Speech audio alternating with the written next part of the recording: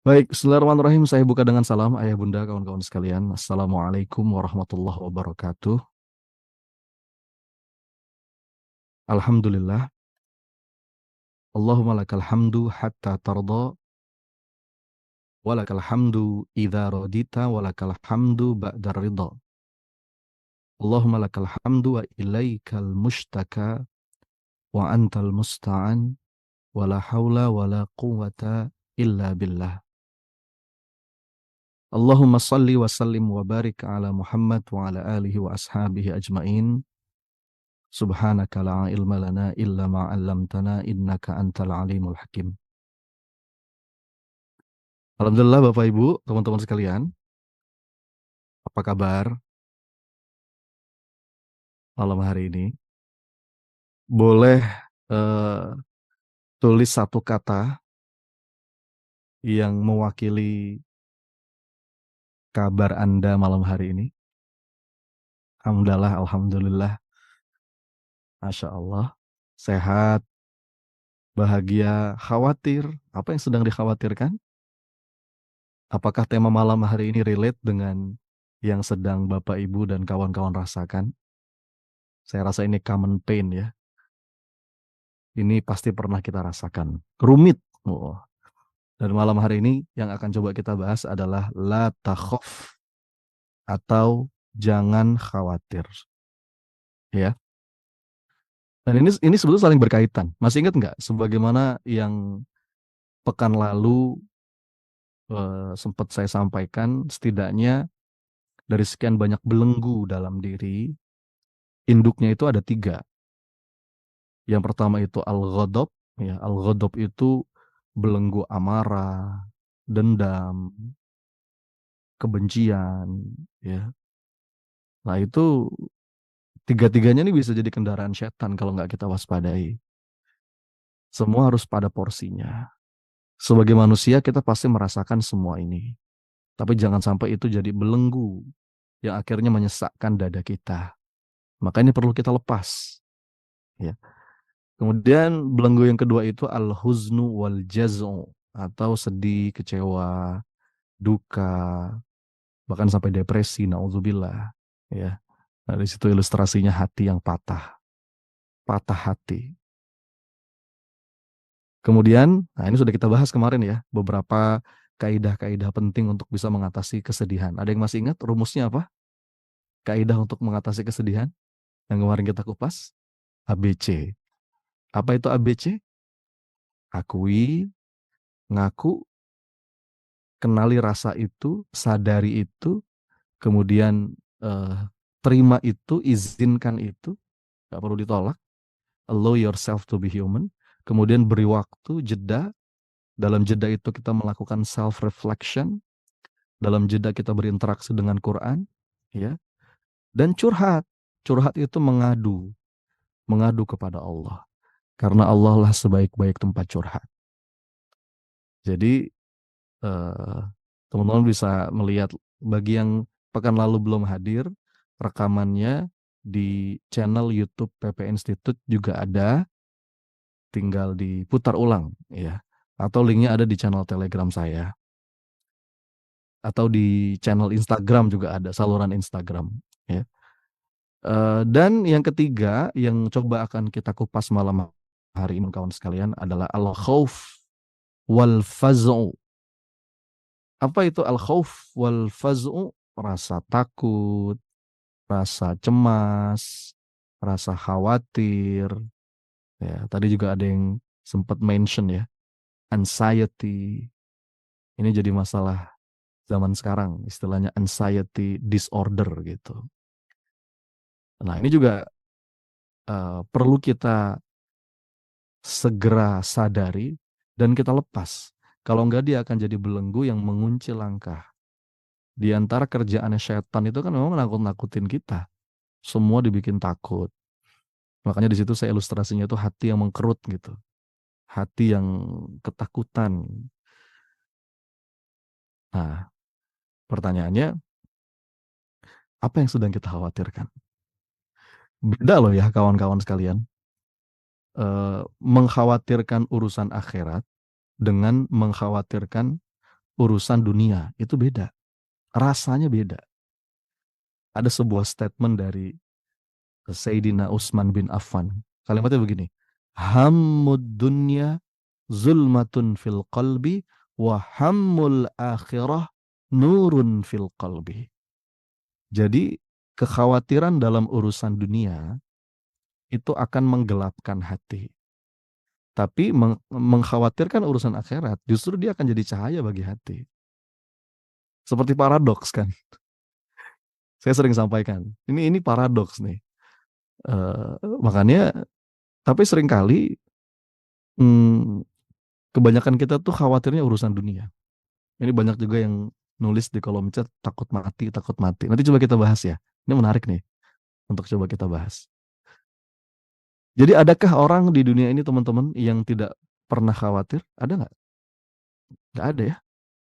Semua orang pasti punya rasa khawatir, ya kan? Dan sebenarnya rasa khawatir itu anugerah dari Allah agar kita bisa mengantisipasi masalah, ya. Jadi hidup dalam ketakutan itu sebuah keniscayaan. Apalagi di zaman sekarang nih, teman-teman. Setiap hari, ya, sekarang kita hidup di era informasi. No boundaries, tidak ada batasan, tidak ada sekat. Kabar yang terjadi di belahan dunia manapun, dalam hitungan detik kita bisa tahu saat ini juga.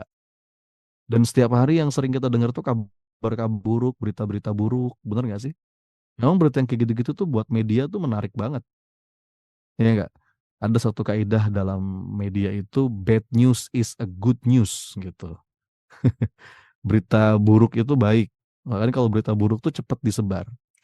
Ada tragedi, ada trauma, ada bencana, ada ketidakadilan, ada persaingan kanan kiri dan akhirnya kabar-kabar itu membuat kita punya perasaan tidak tidak merasa aman gitu.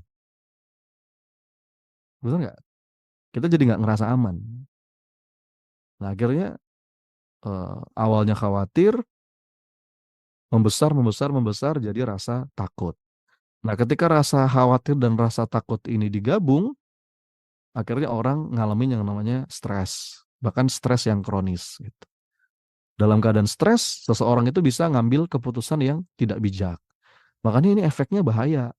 Kalau kita tenggelam dan terjebak dalam rasa ini akan berpengaruh terhadap kualitas hidup. Sangat-sangat berpengaruh dalam kualitas hidup. Betul nggak? Nah, maka kita harus belajar bagaimana caranya kita mengendalikan rasa takut itu dan bagaimana caranya kita bisa ngejalanin hidup tuh dengan lebih lega gitu teman-teman. Pengen nggak ngejalanin hidup lebih lega gitu? Pengen ya? Dan bagaimanapun juga kawan-kawan, rugi kalau kita hidup tuh selalu khawatir. Dikit-dikit khawatir, dikit-dikit cemas. Ya, sebenarnya rumusnya ada dua sih. Kalau kata salah seorang guru kami itu, kekhawatiran tuh punya dua dimensi. Apa itu? Yang pertama keinginan, yang kedua ketidakpastian. Apa? Keinginan, ketidakpastian. Ketika keinginannya tinggi dan ketidakpastiannya tinggi, maka khawatirnya juga akan tinggi. Kan gitu. Tapi kalau kita bisa mengelola ini, keinginan yang tidak pada tempatnya, dan segala ketidakpastian itu kita serahkan kepada Allah. Nah, ini skill ini akan membuat kita lebih mampu untuk mengendalikan berbagai macam ketakutan. Tapi prinsipnya sama. Prinsipnya yang pertama itu kita perlu mengakui apapun yang kita rasa. Jadi mengenali. Kalau khawatir ya akui, sadari bahwa kita tuh sedang khawatir. Karena ketika kita sudah mau mengakui itu, jadi kita punya kekuatan untuk mengendalikannya. Ya, kalau perlu kita utarakan kondisi itu. Ya, yang pertama cerita sama Allah, yang kedua mungkin cerita sama orang yang bisa dipercaya untuk kemudian eh, sebagai jalan ikhtiar kita. Begitu ya. Ada saya mungkin mulai dari sini teman-teman. Kenapa terlalu banyak khawatir itu bisa bahaya kalau nggak segera kita kendalikan gitu ya. Em, buku ini pernah saya bahas di salah satu webinar judulnya The Life Biggest Regrets. Ada yang pernah ikut nggak? Webinar saya judulnya The Life Biggest Regret. Apa itu? Kesalahan terbesar dalam hidup. Jadi di webinar ini saya ngebahas ada salah satu buku, bagus banget ini, yang ditulis oleh seorang suster, namanya Suster Brownie gitu. Jadi dia itu seorang perawat yang ngurusin pasien-pasien paliatif. Teman-teman tahu apa itu pasien paliatif? Ada nggak di sini yang dari tenaga kesehatan? Pasien paliatif itu pasien yang udah punya penyakit kronis yang secara medis tuh nggak mungkin bisa sembuh. Jadi cara perawatan beliau di rumah sakit itu ya cuman meningkatkan sisa-sisa umurnya aja gitu. Nah, dalam proses Suster Brownie ini berinteraksi dengan pasien-pasien yang sudah tidak bisa sembuh lagi itu, dia banyak ngobrol gitu. Apa sih yang selama ini kamu sesali dalam hidup? Kira-kira kalau ada yang bisa diubah, apa yang pengen diubah? Tujuannya pengen ngambil pelajaran. Dan dia tulis dalam buku ini bagus banget nih. Tapi ada menarik dalam konteks ini, kawan-kawan sekalian. Dalam konteks ini, di antara hal terbesar yang mereka sesali adalah karena mereka terlalu sering, terlalu banyak menghabiskan waktu untuk mencemaskan atau mengkhawatirkan hal-hal yang sebenarnya nggak semestinya kita khawatirkan. Sampai akhirnya nggak menikmati begitu banyak karunia dari Tuhan, kata mereka gitu. Ya. Jadi terlalu sering cemas, terlalu sering khawatir, itu salah satu penyesalan terbesar mereka. Too much time on worrying. Ini bahasa mereka. Ya. I wish I had, ya. Aku berharap aku bisa lebih menikmati hidup gitu, nggak terlalu banyak cemas. Nah, ini menarik nih, kawan-kawan sekalian. Jadi kita perlu mengendalikan ini. Kita perlu mengelola rasa ini agar ujungnya nanti tidak menjadi penyesalan, ya. Nah, dalam beberapa kesempatan dan survei yang saya lakukan, dari sekian banyak kekhawatiran, ketakutan, kecemasan, itu jawaban yang paling umum yang saya temukan tuh ada 4. Teman-teman kira-kira ngalamin nggak 4 ketakutan atau kecemasan ini? Yang pertama, khawatir, takut, cemas menghadapi kehidupan. Yang kedua, menghadapi kehilangan. Yang ketiga, menghadapi perubahan. Dan yang keempat, menghadapi kematian. Bentar-bentar, cek sound dulu nih. Suara saya aman kan ya? Soalnya mic saya udah gede nih. Dan saya dekat sama mic saya nih. Aman ya? Jernih ya?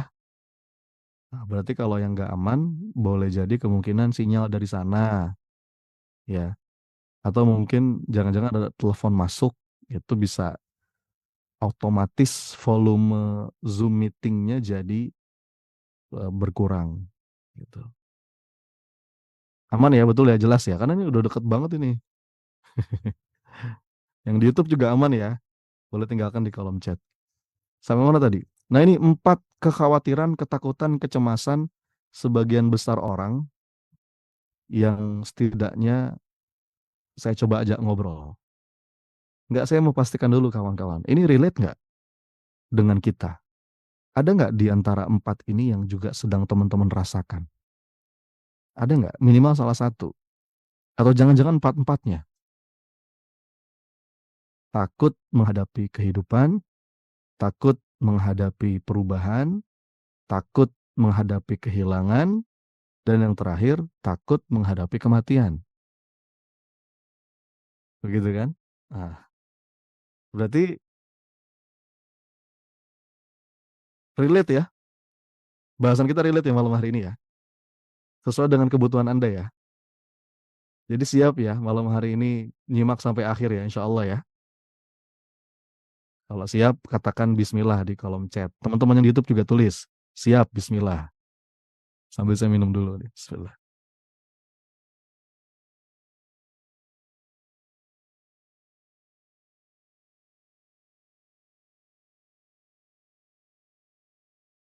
Nah, sekarang pertanyaannya, bagaimana caranya kita bisa mengubah rasa takut ini menjadi siap? Kalau pendekatan yang saya tawarkan adalah surrender. Sebagaimana buku yang saya nulis buku yang keenam, Bapak Ibu, judulnya Surrender atau berserah, mengubah hidup dengan berserah. Siapa yang udah punya?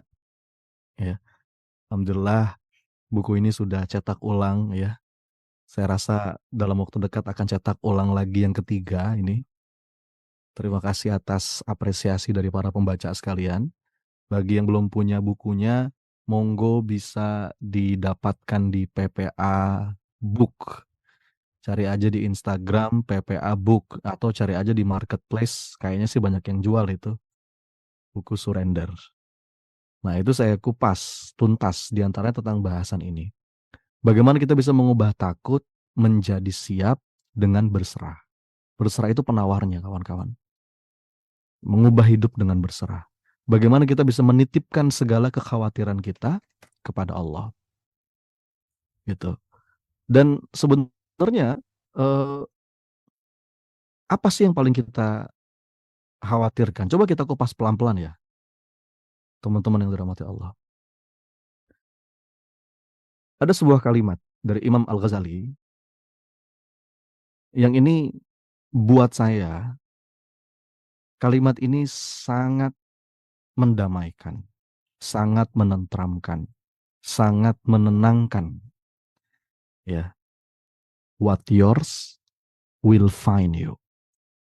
Apa yang memang ditakdirkan menjadi milikmu, maka dia akan menemukanmu. Segala sesuatu yang ditakdirkan untukmu akan sampai kepadamu, meskipun jaraknya denganmu sejauh 2 gunung. Tapi segala sesuatu yang tidak ditakdirkan untukmu tidak akan sampai kepadamu, meskipun jaraknya denganmu dekat sedekat 2 bibir. Jadi tenang aja, teman-teman.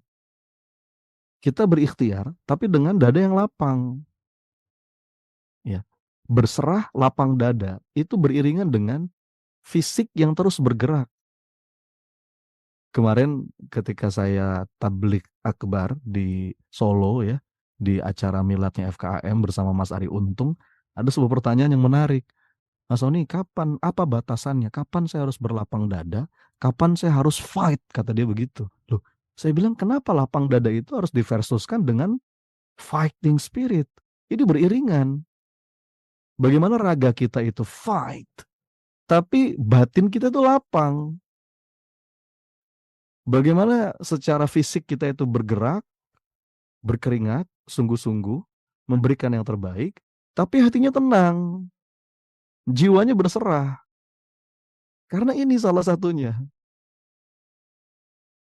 Dan saya juga sering sampaikan di banyak kesempatan, sebetulnya kan berserah itu adalah manifestasi tertinggi dari kepercayaan kita kepada Allah. Benar nggak? Kalau kita nggak percaya, kita nggak mau bisa berserah. Ya. Dan ini gandengan. Ya. Semakin bulat, semakin penuh tingkat kepercayaan kita, maka semakin utuh keberserahan kita kepada Allah. Dan itu akan menjadi penawar segala bentuk kecemasan, segala bentuk kekhawatiran, ketakutan, dan lain sebagainya. Gitu teman-teman. Nah ini dia nih.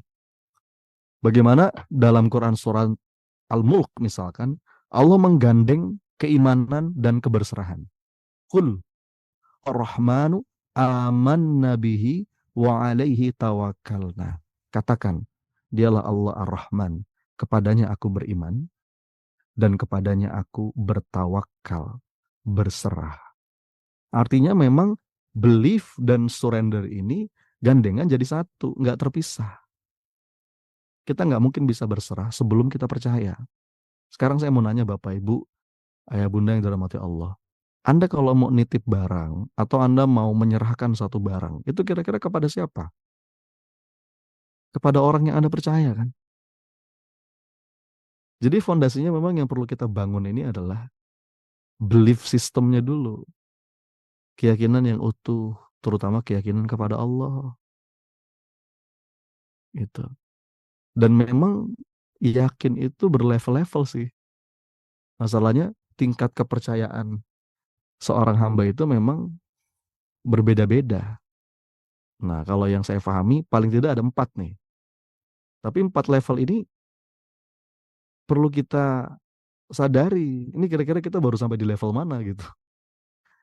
Yang pertama ada orang yang sekedar percaya Allah itu ada. Nomor satu ini basic, minimal dong. Iya nggak? Kalau yang nomor satu ini aja kita nggak yakin ya berarti kita ateis. Iya. Berarti kita nggak jelas gitu.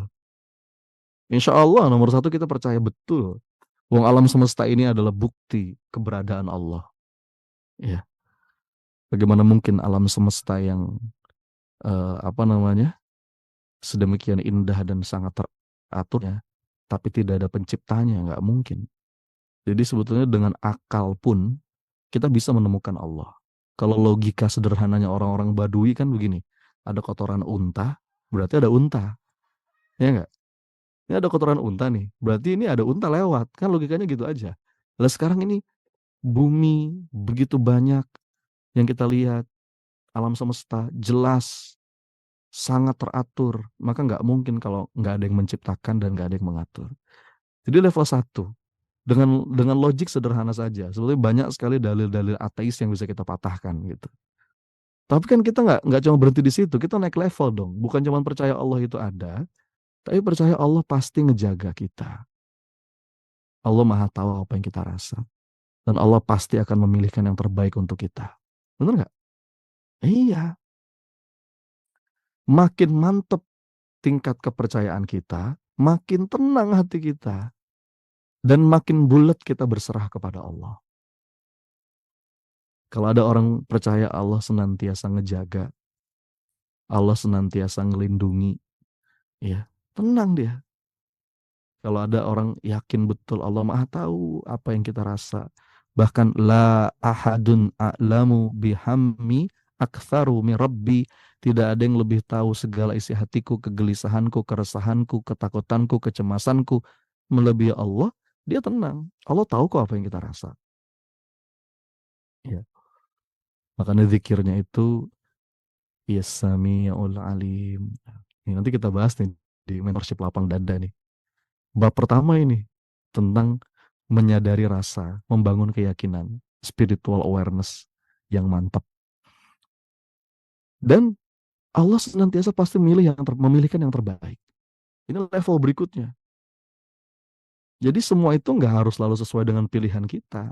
Kita kalau punya pilihan ya nggak apa-apa. Sampaikan kepada Allah. Gitu. Jadi eh, setelah sampaikan, ikhtiarkan, lalu bungkus semua itu dengan keberserahan. Karena boleh jadi apa yang baik menurut kita itu nggak baik menurut Allah atau sebaliknya. Itu mentalnya orang beriman. Dia tetap tenang. Wa asa an takrahu syai'an wa huwa khairul lakum wa asa an tuhibbu syai'an wa huwa syarrul lakum.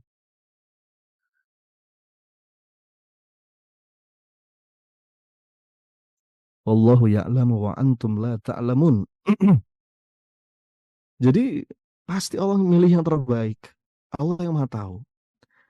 Kadang-kadang kita kepengen A dan kita ngotot pengen A. Tapi menurut ilmunya Allah, B itu mungkin yang lebih baik buat kita. Makanya ada kalimat yang sangat indah dari Syekh Ibnu Athaillah Pakandari dalam kitab Al-Hikam. Beliau bilang begini, La yakun ta'akhuru amadil ata ma'al ilhahi fid du'a mujiban liya'sik.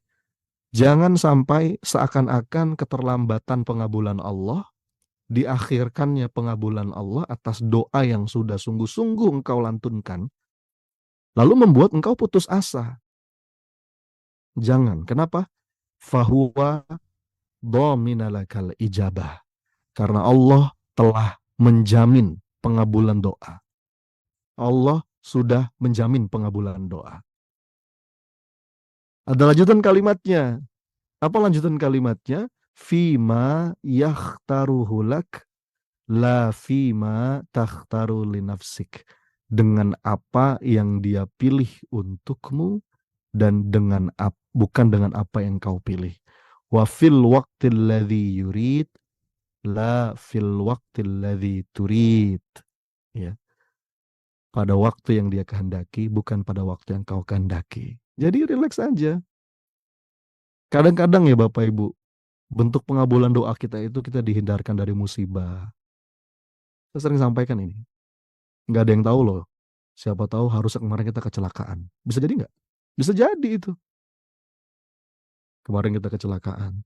Tapi ada doa kita lain, doa kita yang lain. Yang seakan itu nggak dikabulkan nampaknya. Tapi ternyata memang doa itu Allah jadikan penolak bala. Nah ini masalah level keyakinan ini. Iya. Dan kalau ngomongin rukun iman, ini masuk juga pada bahasan iman kepada qada dan qadar. Betul. Ini Bu Novi ya, betul. Kadang-kadang masalah kita tuh di rukun iman yang terakhir. Iman kepada Allah, oke. Iman kepada Rasul, iman kepada kitab, iman kepada malaikat, iman kepada hari akhir, ya, itu oke. Tapi ketika masuk pada bahasan iman kepada qada dan qadar, nah kondisi umat hari ini banyak yang dalam tanda petik cacat ini, ya. Jadi bagaimana kita bisa menaikkan level kepercayaan kita, ya. Teman-teman, saya mau cerita nih, saya mau bongkar rahasia, boleh nggak? Ini udah jadi rahasia umum sih kalau sekarang ya. Tapi masih banyak orang yang belum tahu dan beberapa orang malah nggak percaya. Saya kalau di beberapa kelas saya suka cerita ini. Eh, saya itu dulu termasuk orang yang takut ketinggian. Bukan dulu sih, sampai sekarang juga gitu. Ya, takut ketinggian, termasuk takut naik pesawat. Ya, kalau kalau saya ngomong sekarang, beberapa orang nggak percaya. Lo masa ini kan kerjaannya tiap hari naik pesawat. Saya saya jadi trainer sejak tahun 2014, 2015 lah resminya itu. Itu sampai sekarang apa namanya? eh nonstop tuh ya. Wasilah wasilah PP Institute. Saya seminggu bisa 2-3 kali itu ganti-ganti pesawat. Belum lagi tugas dampingin jamaah umroh ya. 9 jam di udara. Banyak orang nggak percaya kalau eh, saya tuh dulu apa namanya takut naik pesawat. Jangankan naik pesawat, saya kalau ke apa wahana-wahana hiburan itu teman-teman, itu naik roller coaster tuh agak-agak takut saya. Ya, ini rahasia kita-kita aja ya. Tapi teman-teman tahu nggak bagaimana cara saya untuk bisa melepaskan ketakutan itu?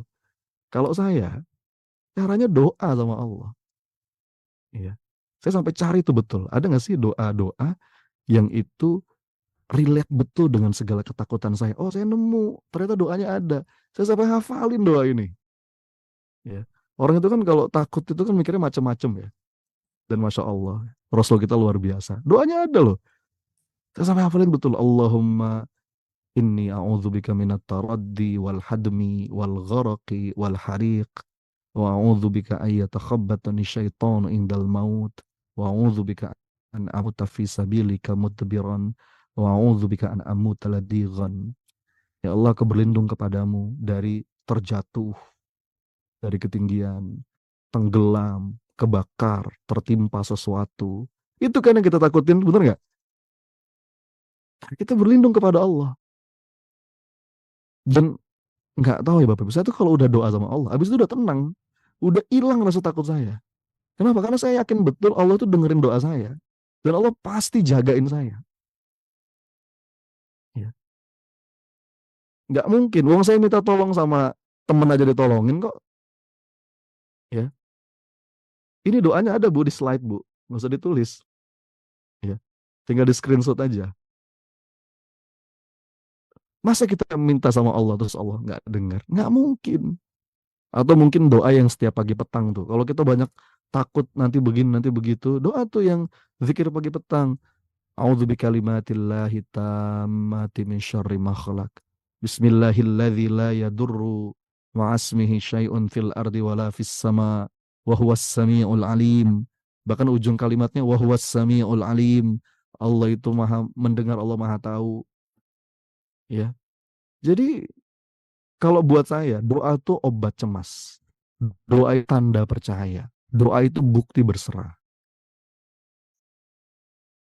Ya. Pokoknya gini, apapun yang sedang kita khawatirkan, bawa ke Allah. Dan harusnya setelah kita udah bawa ke Allah, sudah selesai. Jadi kita tuh kadang-kadang berdoa, tapi berdoa kayak kayak seakan-akan nggak percaya. Allah tuh dengerin nggak ya? Nggak mungkin. Allah itu as-sami'ul alim. Makanya kalau doa tuh dengan sepenuh yakin gitu. Yakin. Sudah. Allah pasti pilihkan yang terbaik. Allah pasti ngejaga kita. Allah maha tahu apa yang kita rasa. Maka saya tuh kegelisahan-kegelisahan apapun, kekhawatiran-kekhawatiran apapun, itu saya bawa ke Allah. Khawatir rezeki, khawatir masa depan anak, gitu kan? Titip. Ya Hayyu ya Qayyum bi rahmatika astaghits wa aslih li sya'ni kullahu wa la takilni ila nafsi tarfata ainin. Jadi saya itu bisa, teman-teman, ini serius. Saya bisa bebas dari rasa fobia terhadap ketinggian. Itu cuman dengan terapi doa. Ya, cuma dengan terapi doa. Doa yakin. Sudah. Ya. Tapi memang doa itu perlu dibungkus dengan keyakinan. Gitu kan? Nah, lagi pula kawan-kawan sekalian. Nah, ini penting nih untuk saya sampaikan. Kalaupun seandainya kita mau khawatir ya. Kalaupun seandainya kita mau cemas.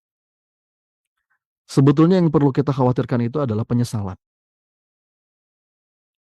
Yang perlu kita antisipasi adalah penyesalan. Karena bukan yang lain. Karena kalau misalkan kita takut tadi ya, takut kehilangan, nanti saya merasakan sedih, itu nggak bisa kita hindari. Ada beberapa di antara kita tadi ya, takut menghadapi kehilangan, takut menghadapi perubahan, ya, takut menghadapi kematian. Semua itu nggak bisa kita hindari. Dan mungkin ketika itu terjadi kita ngerasa sedih. Itu nggak bisa kita hindari. Yang perlu kita takutkan itu adalah penyesalan. Nah, kira-kira mana yang lebih menyakitkan? Kesedihan atau penyesalan, teman-teman? Yang mana yo? Penyesalan. Kenapa kira-kira penyesalan lebih pedih? Nah, ini penjelasannya. Yang pertama, kalau kesedihan itu nggak mungkin bisa kita hindari. Dan insya Allah dia mudah hilang kok. Dan seringkali kalau sifatnya kesedihan itu terjadi karena faktor yang itu di luar kendali kita. Tadi itu ya, apa namanya? Kita takut kehilangan. Lalu ketika kita kehilangan sesuatu atau seseorang, kita sedih. Ya itu nggak bisa kita hindari, mau gimana? Tapi yang perlu kita hindari dan yang perlu kita khawatirkan adalah ini bab penyesalan ini. Karena penyesalan itu sebetulnya bisa kita hindari. Jadi yang perlu kita lakukan itu adalah bagaimana sekuat tenaga kita mengupayakan agar jangan sampai ada penyesalan. Karena penyesalan itu lahir, ada faktor tanggung jawab kita, ada faktor tanggung jawab yang nggak kita lakukan. Ada nggak obat penyesalan? Ada, nanti coba saya kasih setelah ini. Ya. Jadi eh, rumus menyesal itu kan ada faktor pertanggungjawabannya, ada faktor responsibility. Ini saya bahas di kelas surrender nih teman-teman. Saya bagi malam hari ini. Nih, contoh ya, ada dua, Anda bikin dua tabel. Ini saya bahas di kelas surrender. Ya, lengkapnya. Ini salah satu tips ya, tips agar kita terhindar dari penyesalan. Contoh, saya terus terang saya punya kecemasan. Gitu ya. Saya punya kecemasan eh, apa namanya, takut kehilangan ibu saya ya, karena saya punya pengalaman traumatik. Saya waktu SMA itu kehilangan ayah saya, dan mendadak gitu ya. Artinya ayah saya tuh nggak diawali dengan sakit dulu, nggak tiba-tiba aja karena kena serangan jantung gitu kan. Saya lagi di sekolah gitu, lagi main, lagi ketawa ketiwi gitu di kelas, tiba-tiba saya dipanggil, Son ada yang jemput nih pulang dulu ya. Wah saya udah kaget tuh ada apaan nih tumben-tumben saya disuruh pulang. Tiba-tiba saya diantar di rumah sakit, itu ayah saya udah terbaring di ranjang rumah sakit. Jadi ketika sakaratul maut itu Bapak Ibu, saya di samping ayah saya pegang tangannya dan ada beberapa petugas di situ yang berusaha membimbing dengan kalimat-kalimat thayyibah ya. Itu pengalaman yang cukup traumatik, seperti petir di siang hari bolong gitu, membekas di hati saya. Nah, karena peristiwa itu saya jadi kayak punya kecemasan gitu ya. Tiba-tiba, wah nanti kalau ibu saya tiba-tiba meninggal gimana nih gitu. Nah, lalu bagaimana caranya kita bisa mengatasi kecemasan itu? Nah, teman-teman bikin dua tabel nih. Yang sebelah kiri itu adalah sesuatu yang di luar kendali kita, yang dalam kendali kita, mohon maaf. Yang sebelah kanan itu sesuatu yang di luar kendali. Ya. Kita fokus saja pada apa yang bisa kita lakukan. Yang bisa saya lakukan apa? Supaya tidak ada penyesalan. Kalaupun saat itu nanti tiba, saya kunjungi lebih sering, ya enggak? Saya jaga jangan sampai ada hal-hal yang menyakiti dia. Saya nikmati saat-saat bersamanya. Saya dokumentasikan foto, kalau lagi kemana foto sana sini. Itu jadi kenangan indah. Saya fasilitasi kebutuhan. Mau pasang AC ya, pasang AC. Mau ikut acara tuh, apa gathering sama teman-teman pengajian. Oke, saya siapin tiketnya. Itu yang bisa saya lakukan. Fokus aja ke situ. Nah, yang di luar kendali kita, ya sudah. Jangan dicemaskan, tapi kita serahkan kepada Allah. Suatu hari misalkan ibu saya meninggal, titip sama Allah. Kalaupun nanti itu terjadi, sedih pasti, tapi menyesal tidak. Begitu ya teman-teman. Bisa difahami nggak nih? Jadi di antara langkah atau obat untuk mengatasi berbagai kecemasan dengan melakukan sesuatu. Apa yang dalam kendali kita, do something and stop worrying. Lalu yang di luar kendali kita, berserah kepada Allah. Dan berhentilah khawatir. Kalau konsep PPA itu temani dan titip. Yang bisa kita lakukan, bismillah. Temani ya Allah. Yang di luar kendali kita, titip tawakal tu Allah. Itu tenang banget kawan-kawan sekalian. Iya. Ada orang yang cerita sama saya, Mas Sony, saya ketipu orang. Salah saya sih Mas, begini miliaran. Sekarang saya harus menanggung hutang. Yang pertama, yang sudah terjadi, sudah. Tidak perlu diratapi, ambil pelajaran, istighfar sama Allah. Tapi saya khawatir Mas, nanti saya wafat, utang saya masih banyak. Oke, sekarang bikin dua kolom. Apa yang bisa kita lakukan? Ya udah ikhtiar. Tunjukkan itikat baik. Di telepon diangkat. Jangan kabur.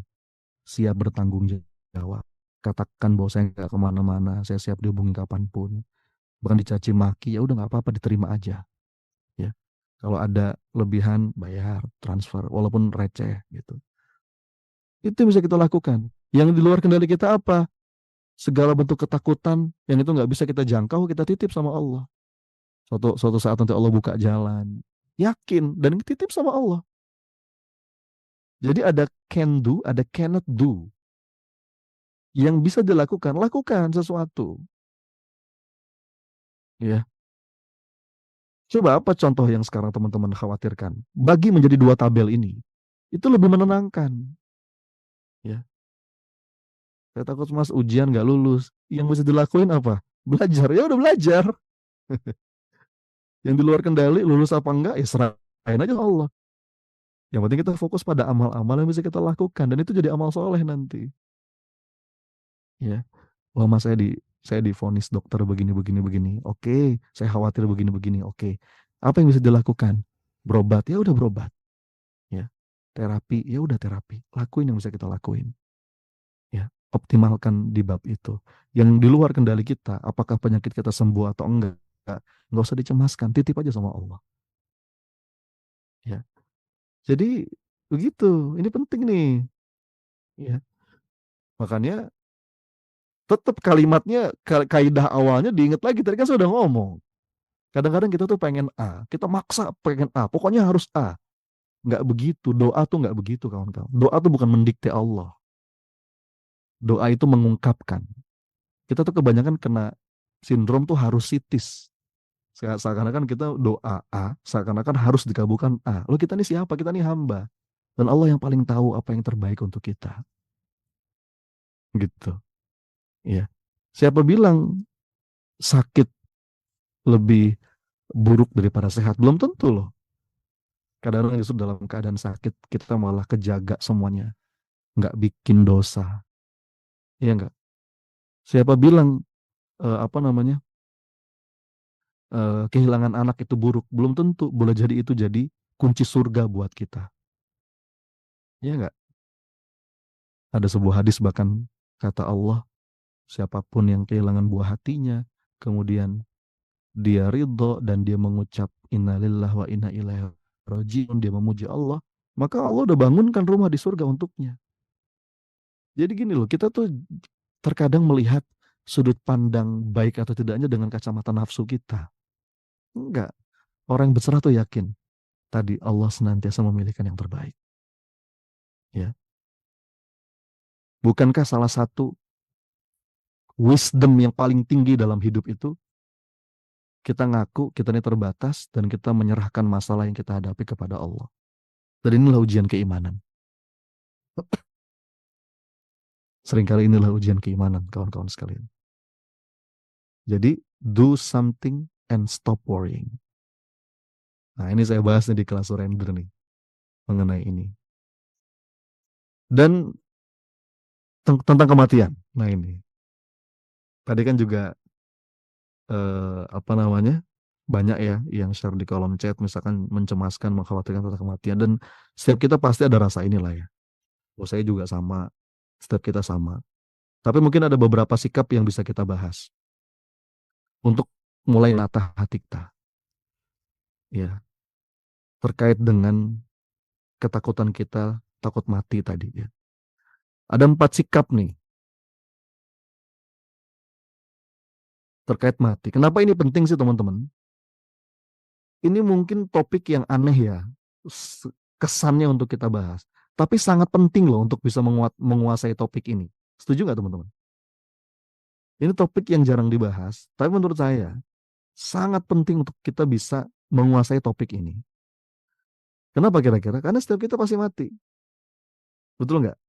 Dan kita perlu panduan psikologis untuk menyikapi sebuah kepastian yang paling ditakuti dan dikhawatirkan banyak orang ini. Nah, makanya saya selalu menawarkan kaidah itu berserah. Maka dengan kita berserah, kita terhindar dari kekhawatiran yang tidak pada tempatnya, ya. Dengan kita berserah, justru hidup kita lebih produktif sepenuh hati. Ya. Nah, ada 4 sikap orang terkait mati. 1, lupa mati. Banyak nggak orang yang kira-kira di yang nomor 1 ini, teman-teman? Banyak ya. Sikap yang pertama, melupakan kematian. Ini biasanya orang-orang yang udah mungkin yang nggak beriman lah ya, udah nggak percaya tentang kehidupan setelah kematian. Orang-orang yang cuma nganggep ya hidup itu mah cuma di sini doang. Kalau udah mati ya udah jadi tanah gitu kan. Mati ya udah mati, nggak ada apa-apa lagi. Ya, jadi mereka berusaha melupakan kematian, berusaha melupakan sebuah kenyataan bahwa mereka pada akhirnya akan mati, dan akhirnya mereka konsentrasikan energi hidupnya untuk hidup seenak mungkin, senikmat mungkin di dunia. Titik. Nah, itu sikap yang pertama. Ya enggak? Itu sikap yang pertama. Lalu sikap yang kedua. Nah, sikap yang kedua, takut mati. Ya. Ada yang di sini? Nah, ini ada beberapa sebab. Nanti coba kita bahas ya. Orang takut mati itu ada beberapa sebab. Kalau kita takut mati, kira-kira sebabnya apa? Yang pertama, sebabnya karena nggak kepingin segala kenikmatan yang sekarang ada hilang dan berhenti. Itu yang pertama. Yang kedua, mungkin sebabnya karena merasa amalnya belum cukup baik, gitu kan? Jadi takut neraka. Ada lagi yang ketiga, eh, takut khawatir orang-orang yang ditinggalin, mungkin anak misalkan. Siapa nanti yang ngurus gitu ya. Jangan-jangan nanti suami kawin lagi. Jadi ada banyak faktor orang itu takut mati. Sikap yang ketiga, ingin mati. Wah, ini orang yang udah putus asa ya, orang yang udah putus asa dan kayaknya udah nggak sanggup lagi ngejalanin hidup. Nah, ini apa ya? Pengen mengakhiri segera hidupnya gitu. Dan mereka berpikir kayaknya kalau hidup saya akhiri maka masalah saya berakhir pula. Padahal kata siapa? Yang ada masalah lebih berat gitu kan menanti setelah itu. Nah, gitu kan. Kemudian yang keempat, siap mati. Nah, ini jalan yang mudah-mudahan bisa kita coba latih. Ya enggak? Siap itu karena memang apa ya? Dia enggak, dia tidak ingin mati karena bosan hidup enggak. Tapi ya dia siap kalaupun memang waktunya tiba karena dia yakin kematian adalah pertemuan dengan Rob Zat yang Maha Kasih. Nah, coba kira-kira dari empat macam sikap ini teman-teman, kita masuk yang mana? Coba masuk yang mana? Oke, oke. Terima kasih atas responnya. Yang di YouTube juga boleh ya. Yang di YouTube juga boleh ya. Tinggalkan tinggalkan kolom komennya di apa? Tinggal komentarnya di chat box ya di kolom komentar. Ada beberapa penjelasan ya. Yang pertama, kalau kita termasuk orang yang melupakan mati, ya saya nggak punya saran apapun sih. Nanti mungkin kita baru bisa ngobrol kalau kita sudah tersentak gitu ya. Kita udah terpaksa harus berhadapan dengan kematian. Itu pun kalau masih ada waktu persiapan, di saat itu biasanya baru kita sadar, oh iya ya, ternyata terlalu banyak hal sia-sia yang selama ini menenggelamkan diri. Nah, kalau kalau kita termasuk yang nomor tiga, yang kepengen mati karena udah bosan hidup, atau apa sudah putus asa menghadapi kesulitan hidup, maka saran saya satu aja sih. Apa? Saya mau bilang begini, kalau Anda akhiri hidup Anda, di alam barzakh itu tidak akan lebih mudah urusan Anda. Ya nggak? Dan kalau kita udah terlanjur sampai sana, mau kita bosan setengah mati pun kita nggak bisa balik lagi hidup di dunia. Ya. Jadi sebaiknya cari cara untuk bisa mulai menghargai dan menikmati hidup. Banyak-banyak ngobrol sama psikolog, banyak-banyak ngobrol sama ustadz, sama tokoh-tokoh yang bisa ngebangun kesadaran kita. Gitu ya. Nah, kebanyakan kan di nomor dua nih, yaitu takut mati. Nah, mari kita ngobrol pelan-pelan nih teman-teman sekalian. Ketika kita takut mati, alasannya yang mana? Yang pertama, oh karena saya nggak kepengen misalkan ya, semua kenikmatan hidup yang sedang saya rasakan ini tiba-tiba berhenti. Pertanyaan saya adalah, mau sampai kapan Anda ingin ditambah lagi kenikmatannya? Mau sampai kapan? Karena kalau udah lewat umur 50, itu semua nikmat itu makin lama makin berkurang tuh. Sampai akhirnya suka atau enggak kita dipaksa kalah sama umur. Ya. Yang kedua, kalau kita takut mati karena merasa amal baik kita belum cukup, dosa kita masih banyak, Ya berarti sarannya apa? Ya udah, mulai dari sekarang hiduplah lebih baik, kurangi dosa, nambah ibadah, nambah amal soleh. Itu yang dalam kendali kita tadi, bener nggak?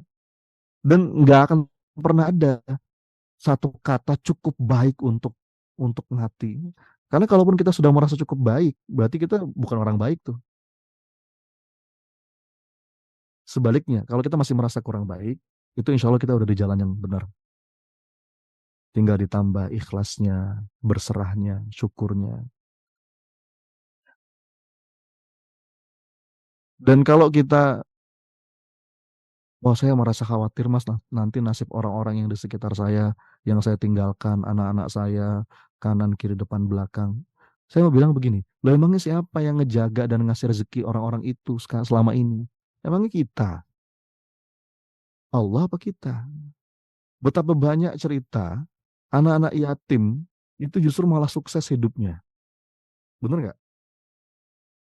Sebaliknya, nggak sedikit cerita, ada anak orang kaya yang lengkap ayah ibunya, sampai dia tua malah nggak jadi apa-apa karena manja. Ya. Nah, coba pelan-pelan ya. Ada beberapa nasihat nih dari guru saya. Saya mengutip dari guru saya. Yang pertama, kawan-kawan yang dirahmati Allah, jangan takut menjemput kematian. Kita nggak boleh cari mati atau kepingin mati, tapi kita juga nggak perlu takut mati. Karena makin kita takut mati, sampai akhirnya kita cemas gitu ya. Aduh, jangan-jangan saya mau mati nih. Justru kita malah makin mudah mati itu. Karena stresnya itu kan. Dan kalaupun kita hidup, kita akan menderita hidupnya. Kenapa? Karena kita didera oleh rasa takut itu terus. Kecemasan sepanjang hayat gitu.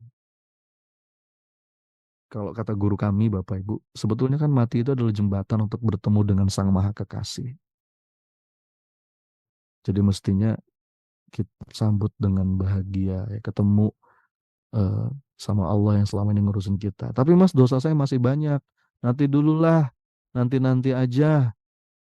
Pertanyaan saya, emang yakin kalau waktunya ditambah, dosanya nggak nambah?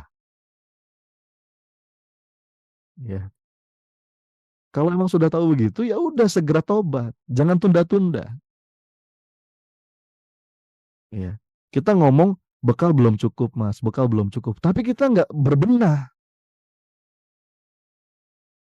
ya kan? Itu kan berarti omong kosong gitu.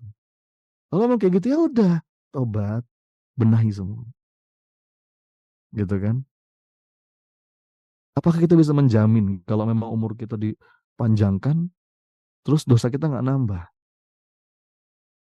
Tapi bagaimana Mas dengan anak-anak saya yang masih kecil? Yang ngurusin anak-anak kita tuh Allah. Sekali lagi tadi ya, betapa banyak anak yatim piatu yang jadi orang besar. Sementara banyak sekali anak-anak yang dirawat oleh orang tuanya lengkap sampai dewasa malah nggak jadi apa-apa karena terlalu manja tadi. Ya, saya ditinggal ayah saya ketika saya SMA.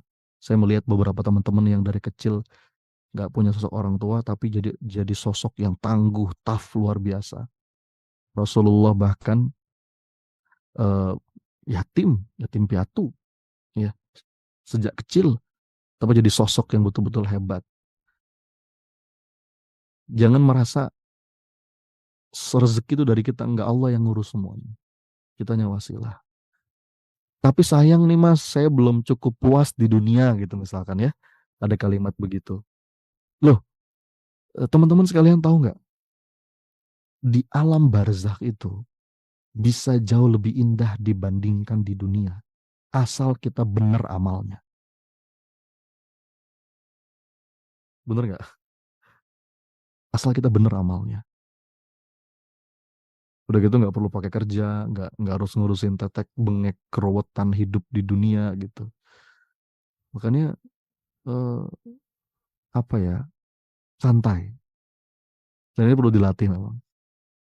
Hadapilah kehidupan maupun kematian dengan hati yang rileks. Rayakan kehidupan, jalanin dengan semangat, dan sambutlah kematian. Dulu saya berpikir, oh kalau kita ngebahas tentang kematian tuh kayaknya bikin malas hidup. Oh justru sebaliknya.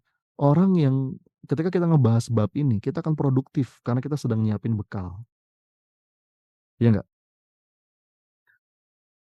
Jadi eh, orang yang sudah lepas dari rasa takut ini, dia akan maksimal hidupnya gitu.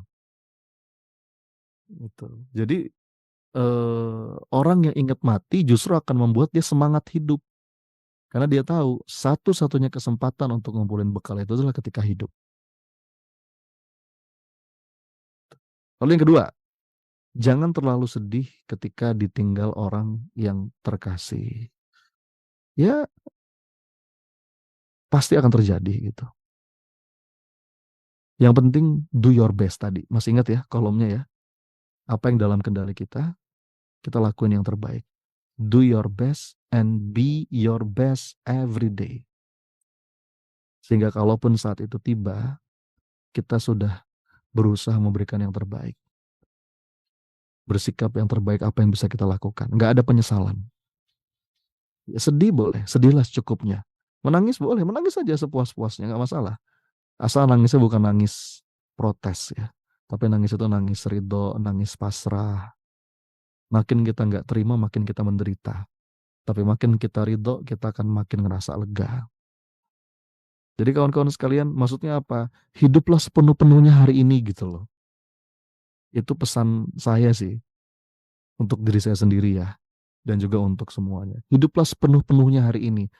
Fulfill. Jangan terlalu banyak takut terhadap apapun. Ya. Asal Allah nggak ninggalin kita, semuanya baik-baik saja. Ya. Dan ya jalanilah hidup dengan cara terbaik.